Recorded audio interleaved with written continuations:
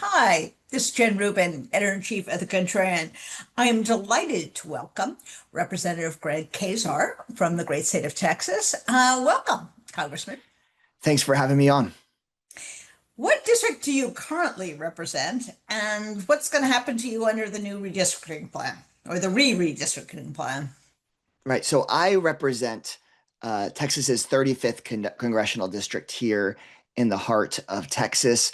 The U.S. Supreme Court, after the 2010 census, ruled that Central Texas Latinos, under the Voting Rights Act, deserved to have a district where Latinos had real voting power and could choose the representative of their choice. And they could choose somebody that's Latino like me or African American, white, whatever.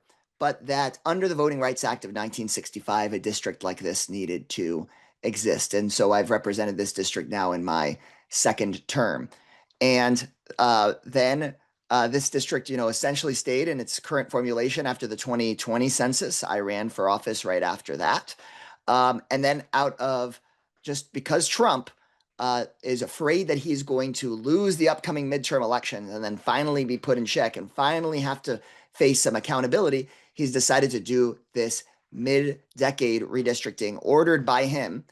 And while it's very rare to have mid-decade redistricting, what we haven't had since 1965 is a mid-decade redistricting where the president of the United States is ordering it and where they are just acting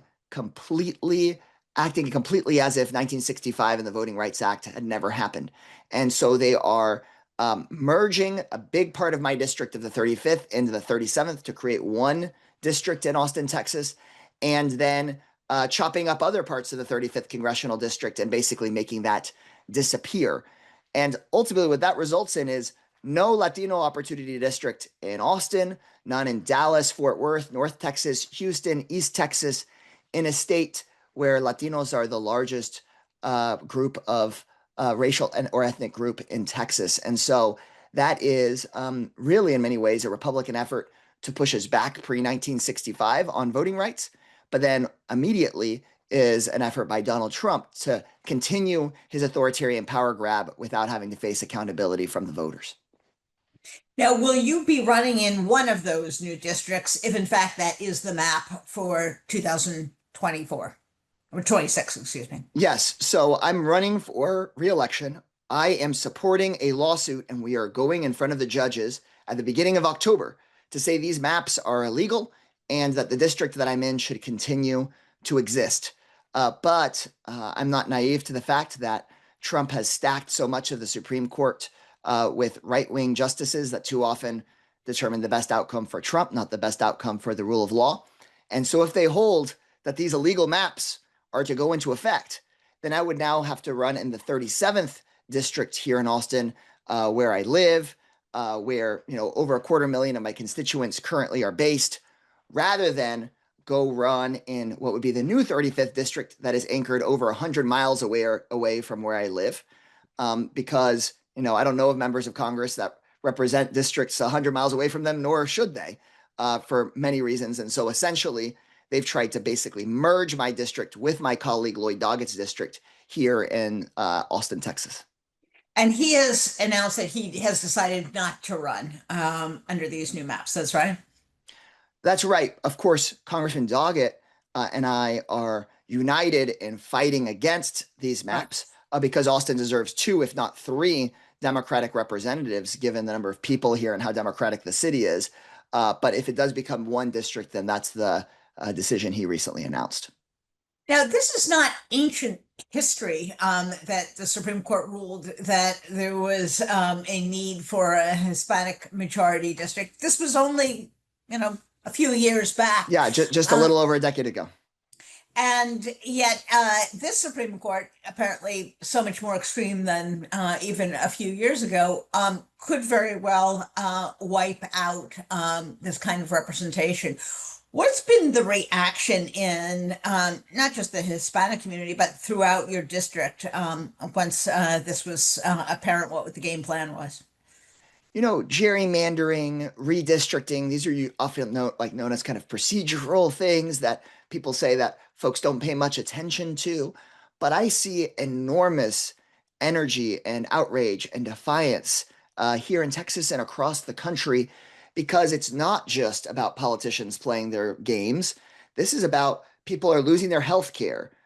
This is about U.S. citizens being deported, little kids getting picked up off of the streets, the rule of law being completely ignored. This is all interconnected, essentially, to Trump deciding that he wants to be a wannabe authoritarian in a country that was founded against that very idea. Just up the road from me at the Delco Activity Center, recently in the middle of this redistricting fight, we decided to have a rally. Jasmine Crockett came, Beto O'Rourke came, I was there. And I've been doing, organizing long before I was an elected official. I was a labor organizer.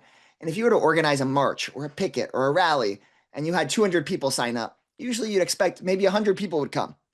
In this case, there were 1,000 people signed up and 5,000 people came, Wow. right? Right now, people feel like they want to have their voice heard. There is, of course, a lot of people that are discouraged with the Democratic Party in this moment, but that doesn't mean people have given up. And I see people rallying and organizing and participating in bigger numbers than I've ever seen in a year where nobody's really up for election. You make a great point, which is if the Republicans were really confident about their agenda, they wouldn't have to resort to this sort of power grab. What is the main driving force, aside from this gerrymandering attempt, that suggests that their agenda is not popular? Is it Medicaid? Is it cost of living? What's the big issue that you hear from your constituents? I think the reason that you see Trump's numbers headed into the toilet is because Trump's lies are finally being exposed, right? I think, for those of us that live in politics every single day, you might perceive it differently than folks who, my district is an overwhelmingly working class district. The average person in my district is working 7 days a week, oftentimes 12-hour days. So they're picking up just a little bit of the news. And for those folks, of which live in my district and all across Texas, who decided to vote for Donald Trump this time, they thought prices were going to come down. Well, prices are shooting up. He said he was going to drain the swamp. He's got the most corrupt presidency probably in all of American history. He said he was going to bring about peace. And instead, we see more and more conflict and death all around the world, and even more risk for our troops. And so it's this constant set of betrayal. And if you want to see a real example of it, it's on the issue of immigration, where I think Democrats were too scared about talking about immigration. Trump took up all the space on that issue. And there are people here in my district, in my community, who said they wanted to see crime taken on. And then instead, they've seen Trump deporting a 10-year-old U.S. citizen child recovering from brain cancer to Mexico and refusing to bring them back towards their care. It's that kind of betrayal paired with the authoritarian power grab that I think is really driving the pushback against Trump. But then critically, we can't just rely that we're going to win on being anti-Trump. That's, of course, key. But we also have to give people the kind of Democratic Party that can inspire them, that isn't just pushing for half measures or, says one thing and then does another. I think it's a real moment, should be a real wake-up call to the Democratic Party that we've got to get back to those more populist pro-worker roots and see how the FDRs and the LBJs of the world push the kind of bold universal policy that, really set up the Democratic Party in places like Texas for decades and for generations. Because, despite the way that Dixiecrats and conservatives and right-wingers tried to divide us on issues of civil rights and race, still progressive Democrats were able to get elected statewide in Texas because they said they came from the party that got you Social Security and the New Deal and beat fascism around the world and Medicaid and Medicare and Head Start. And we've got to be able to be the party that can promise and deliver on that big of ideas if we want to turn things around in a state like Texas.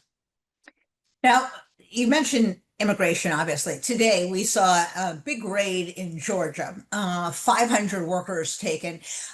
Donald Trump said he was going to go after the worst of the worst. These don't sound like the worst of the worst. The worst of the worst aren't working at very tough jobs in construction and elsewhere.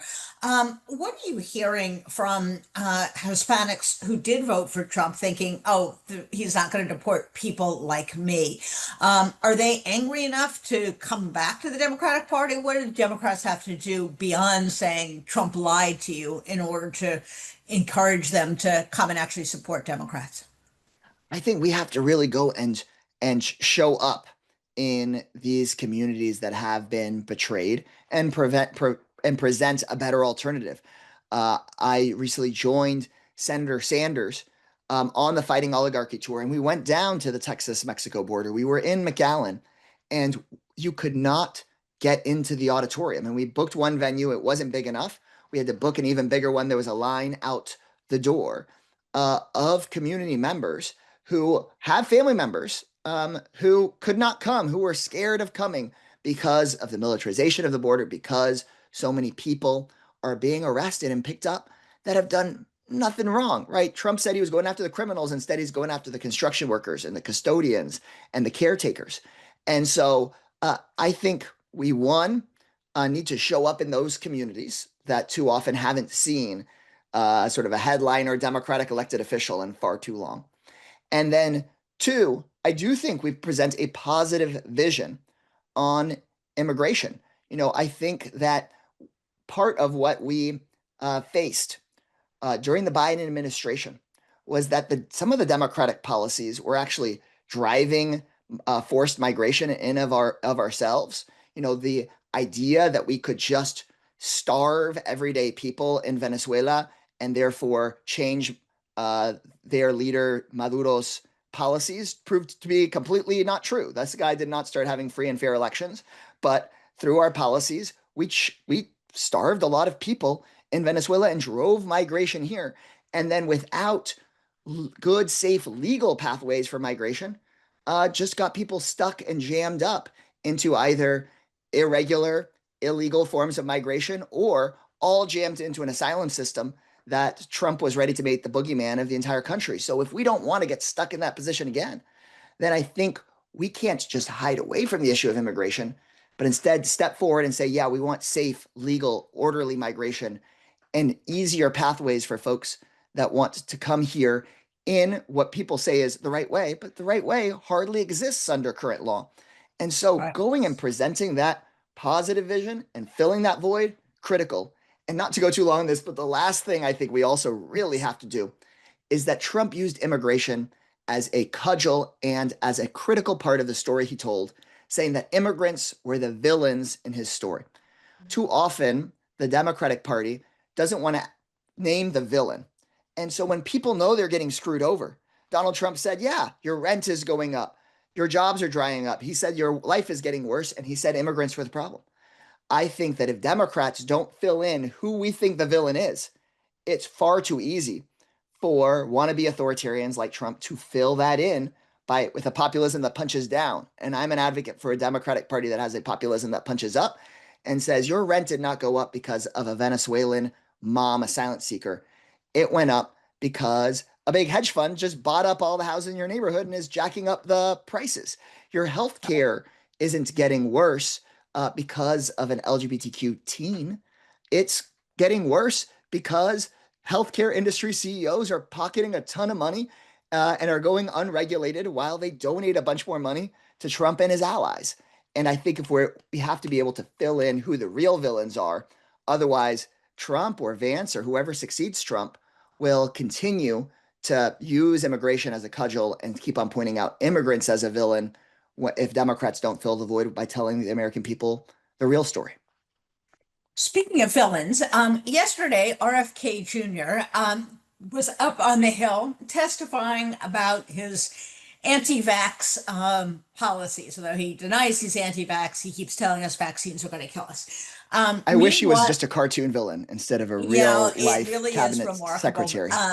And I'm sure the rest of the Kennedy family wishes his last name were Smith. Um, he also, of course, is responsible for many parents now being confused, school districts being confused. There's been an outbreak of measles in Texas in which children have died. How concerned are you about the sort of anti-science, anti-vaccination, and what impact that's going to have on kids in school and, frankly, their families, and in turn, elderly, other people who may be vulnerable to communicable diseases? I'm deeply, deeply concerned because with so many issues, folks say, well, there's politics and maybe I don't want to participate in that, or people make their choices and maybe they're crazy choices, but I'm going to take care of me and my family.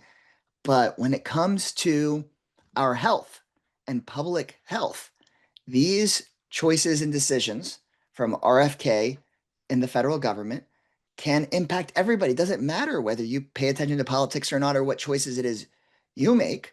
If there is an outbreak and a spread of measles, like we had here in Texas, or other diseases that are supposed to be just gone, they can start hitting the elderly, immunocompromised folks, pregnant people in this country, and it would be completely self-inflicted.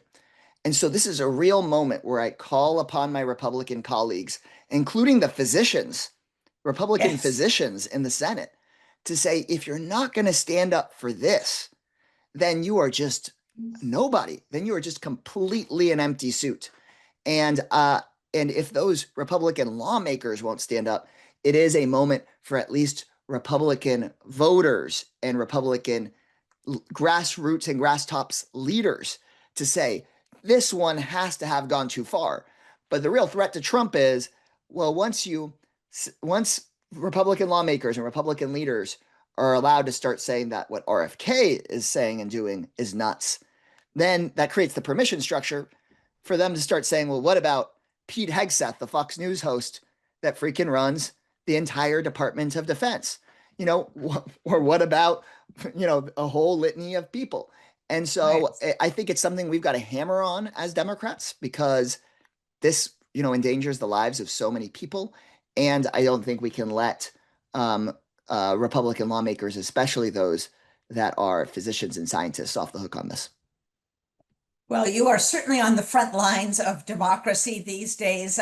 We wish you the best in court and on the campaign trail. If Republicans think they can gain 5 seats and they wind up, even with these maps, losing a couple of them, perhaps they'll think differently about taking Hispanic voters for granted and thinking they can steal seats from the voters. So thank you so much. We'll look forward to having you back and have a great weekend. Thank you, Jen.